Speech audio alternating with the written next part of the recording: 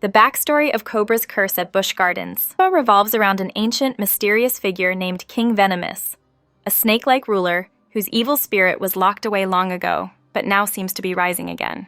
Deep in the Egyptian-inspired ruins of an archaeological dig site, explorers have uncovered the remnants of an ancient civilization that once worshipped King Venymyss, a serpent deity with immense power. According to legend, Venymyss was a tyrannical ruler, feared for his venomous wrath, and believed to have placed a dark curse over his kingdom. Over time, his reign came to an end, but not without a warning. Disturbing his tomb would awaken the curse. Now, in modern times, archaeologists at the site have unintentionally unearthed the statue and spirit of King Venymyss. Strange occurrences begin to unfold. The serpent's eyes glow once more. The winds stir.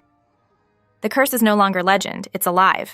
Riders board the expedition to investigate, but once they face the towering Cobra statue and enter the heart of the ruins, their journey quickly turns into a wild, cursed escape as the spirit of Venymyss unleashes chaos, sending their ride cars spinning out of control. This storyline unfolds subtly in the queue area, featuring hieroglyphs, artifacts, ancient scrolls, and a snake exhibit, adding a dark adventure vibe that ties in with the ride's unpredictable nature.